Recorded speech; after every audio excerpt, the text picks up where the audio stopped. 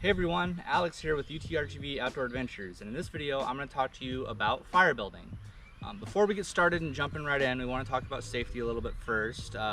Whenever you have a fire, whether it's in your backyard or out at a park, you always want to make sure that you have an area to contain it, whether it's a stone pit like this or a metal fire ring. And you never want to have a fire that's too big for your established area.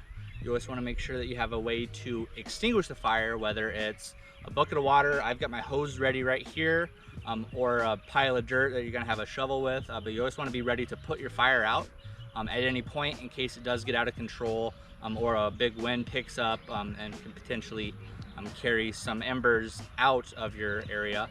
And then you always want to make sure that you're following the area regulations, whether you're at a state park or a burn ban is in effect. Just making sure that you're following those rules, not cutting down live trees. Some areas will even restrict you gathering wood, so make sure you're following the rules of the area that you're in, as well as what the current conditions are.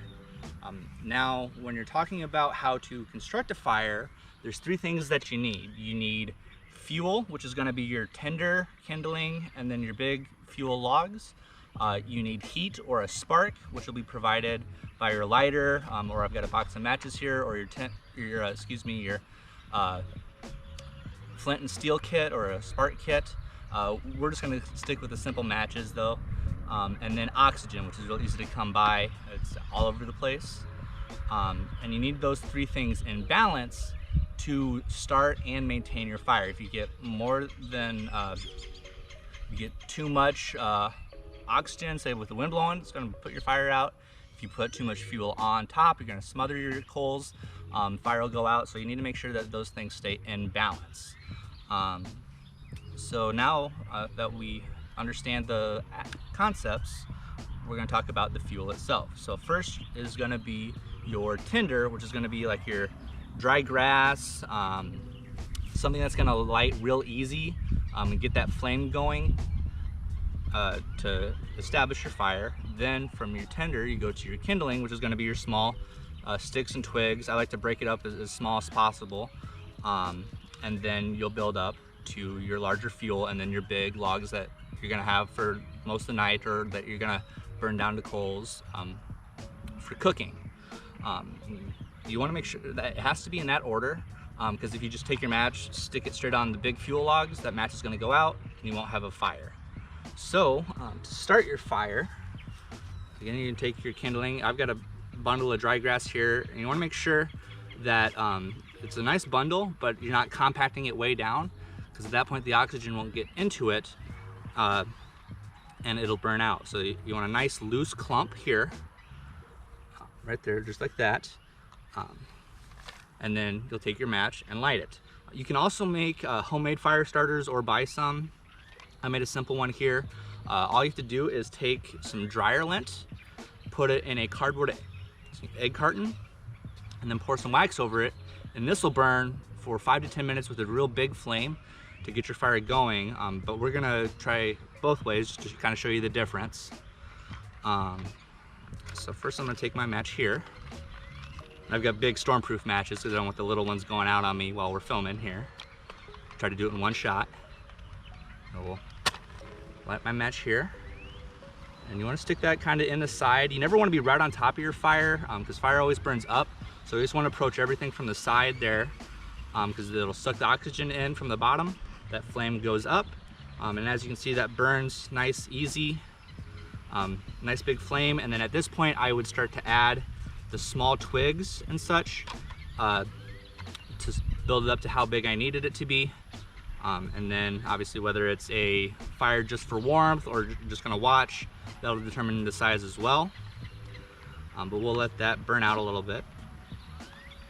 But then we'll take our fire starter here, and you can see, as you can see, that's still burning pretty well, but I'm gonna provide too much oxygen. Now your fire went out. So even though you've got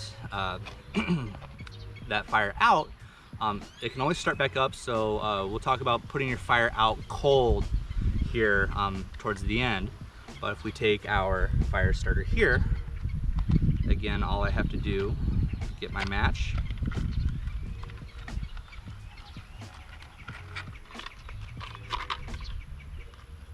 Click. Start that side right there. But as you can see, it's that much bigger flame, and that's going to burn a lot longer, a lot more effectively, so you don't have to rush quite as much, and it doesn't force you to rush quite as quickly to accidentally put your fire out. So now that we've got that big flame, I'm going to start adding sticks to it. And some people say, oh, you have to build the teepee or the log cabin. That's not always critical. Obviously, again, it depends on what type of fire you're going to build, what the purpose of the fire is. But just for now, and just for like my personal enjoyment, I just like to kind of that random chaos, kind of just draping it as it builds up. And again, you want to add to the top because that fire will burn upwards. So just kind of as that goes, I'm setting that right in there. And then again, as that fire gets bigger and bigger, it'll catch. Drop that, oops, right in there. Focusing on that same spot. And now I've got a good established flame here, and I can take my time with getting whatever else I need ready, whether, like I said, if I'm getting ready to build it up to cook. But you always want to keep an eye on it with fire, because it can get out of hand very, very quickly. So you always make sure that if you're in a group, somebody is monitoring it at all times. Again, so nothing happens, and if it starts to go out, they can add more. If it starts to get out of hand, they can be ready with the water, excuse me. And then when you're done, you always want to make sure that it's out cold, which means it's cool to the touch, because at that point, it doesn't have the risk of restarting. But once it's out cold, you're good to go. Your fire is done. I hope you guys give this a shot. Please follow us on social media, and I'll see you next time.